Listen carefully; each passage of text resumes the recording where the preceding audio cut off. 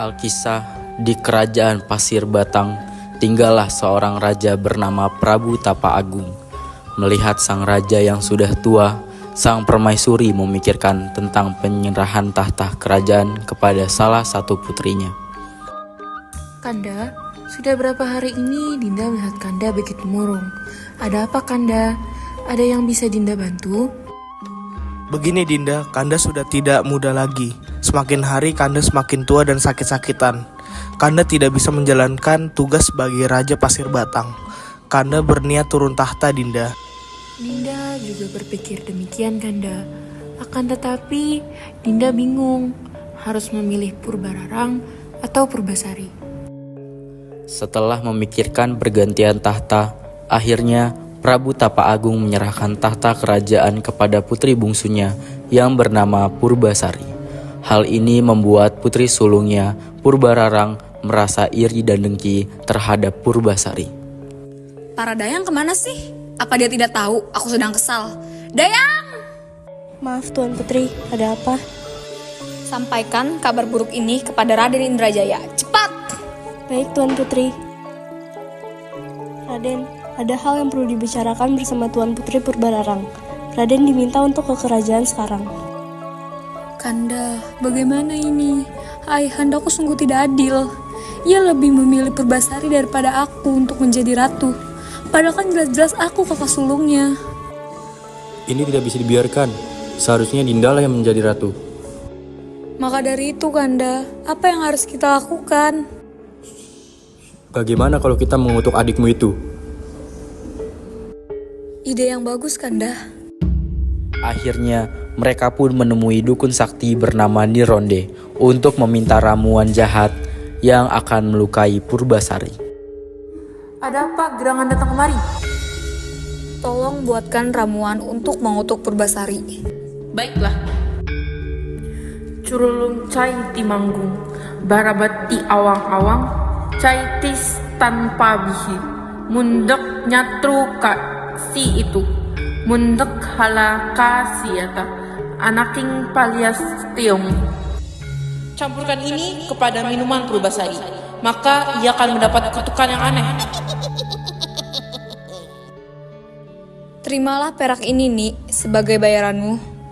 Sesampainya di kerajaan, Purbararang mencampurkan ramuan dari Nironde ke dalam minuman Purbasari dan memberikannya kepada Purbasari. Purbasari, minumlah. Aku telah membuatkannya untukmu. Terima kasih Kak. Kak, ada apa ini?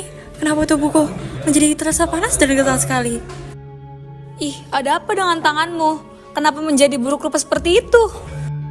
Aku tidak tahu kenapa Kak. Jangan-jangan kamu terkena kutukan ya?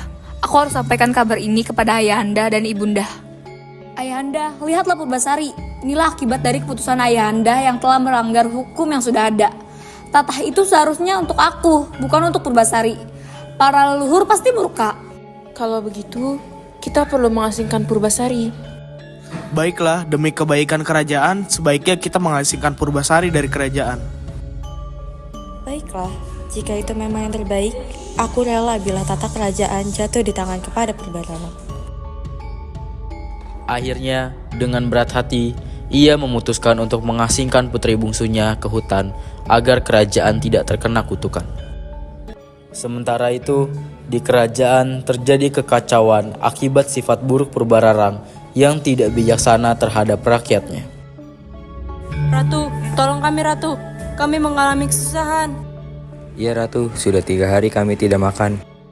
Sudikah Ratu membantu kami dengan memberikan kami sedikit makanan?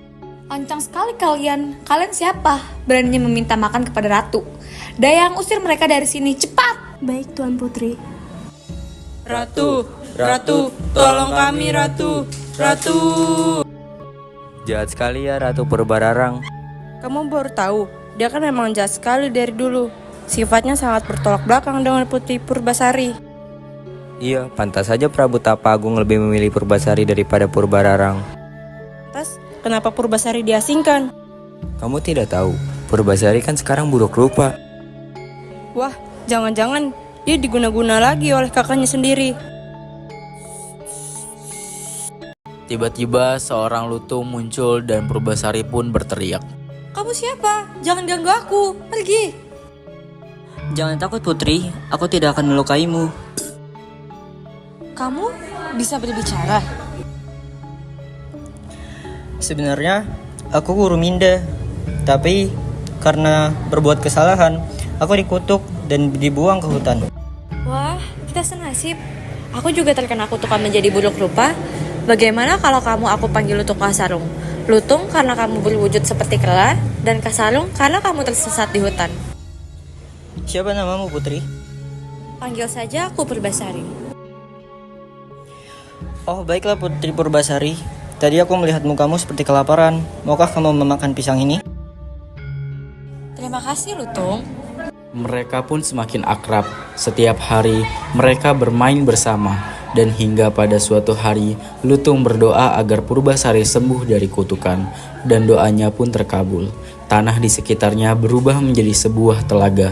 Kemudian Lutung mengajak Purbasari untuk menuju telaga tersebut. Putri, ikutilah aku ke danau. Cobalah basahi tanganmu. Baiklah. Purbasari membasahi tangannya di danau. Wah, ajaib sekali. Kutukanku telah hilang. Cobalah Lutung. Mungkin kutukanmu juga hilang seperti kutukanku. Tidak bisa Putri, kutukanku abadi. Kutukanku akan hilang jika aku menemui cinta abadi. Wah, Tuan Putri sudah sembuh. Kutukannya menghilang. Iya, ini semua berkat Lutung Kasarung. Berarti Tuan Putri sudah bisa kembali ke kerajaan. Sepertinya tidak nih. Apa maksud Tuan Putri? Aku betah tinggal di sini bersama Lutung. Tetapi Tuan Putri, Prabu pasti sudah merindukan Tuan Putri. Mohon pertimbangkan lagi Tuan Putri. Baiklah, tapi dengan satu syarat. Lutung Kasarung harus ikut bersamaku ke kerajaan. Tentu saja Tuan Putri. Mari ikut bersama kami ke kerajaan. Baiklah. Kau mungkin saja telah sembuh dari kutukanmu Purbasari. Tapi tidak semudah itu untuk kembali ke kerajaan ini. Jika kau ingin kembali, kita harus beradu panjang rambut. Siapa yang memiliki rambut paling panjang, dialah yang akan kembali ke istana. Kemudian Purbararang dan Purbasari melepas ikatan sanggul mereka. Keduanya memiliki rambut yang sangat panjang dan indah. Ternyata rambut Purbasari lebih panjang dibandingkan rambut Purbararang. Purbararang pun mengaku kalah. Tapi ia tetap tidak mau kehilangan muka. Akhirnya Purbararang memberi satu isyarat lagi kepada Purbasari. Baiklah, untuk hal ini aku mengaku kalah. Tapi kita harus bertanding lagi. Siapa yang memiliki tunangan paling tampan, dialah yang menang. Indrajaya, tunangan Purbararang memanglah sangat tampan. Purbasari sangat bingung untuk menjawab tantangan Purbararang. Jangankan tunangan, kekasih saja ia tidak punya. Purbasari tidak tahu harus berkata apa. Ketika itu, sang kera Lutunglah Kasarung yang ada berada di sampingnya. Lutung Kasarung terus meloncat-loncat. Akhirnya, tanpa berpikir panjang, Purbasari berkata, Ini adalah tunanganku. Apa kau bercanda? Kera jelek itu adalah tunanganmu? Mana mungkin seekor kera seperti dia dapat mengalahkan tunanganku yang tampan ini? Setelah mendengar ejekan Purbararang, si kera segera bersemedi. Tiba-tiba muncul gumpalan asap putih di sekeliling tubuh kera. Ajaib, tidak disangka-sangka, si kera berubah menjadi seorang pemuda yang sangatlah tampan. Ia berpakaian sangat indah layaknya seorang pangeran. Ketampanannya melebihi Indrajaya, tunangan Purbararang. Wah, kutukanmu sudah hilang. Hah? Tidak! Kanda, apakah artinya aku yang harus pergi dari kerajaan ini? Tidak perlu, Kak. Tinggallah di sini bersamaku. Maafkan aku Purbasari, aku telah jahat kepadamu. Tidak apa-apa, Kak. Aku telah memaafkanmu sedari dulu. Terima kasih adikku. Akhirnya, Purbararang dan Purbasari pun saling memaafkan satu sama lain. Pesan moral dalam cerita Lutung Kasarung adalah menghormati yang lebih tua, di mana Purbasari selalu patuh dan hormat kepada kakaknya yang lebih tua, walaupun kakaknya Purbararang selalu menindasnya. Lalu, kita tidak boleh merendahkan orang lain, karena orang itu adalah ciri orang sombong. Kita semua diciptakan sama dan saling membutuhkan. Maka alangkah indahnya jika kita bisa membuat sebuah ikatan yang baik tanpa saling merendahkan. Dan nilai-nilai yang ada dalam masyarakat seperti keadilan, kebenaran, ketabahan, keberanian, empati, kebaikan hati, tanggung jawab, dan pengabdian.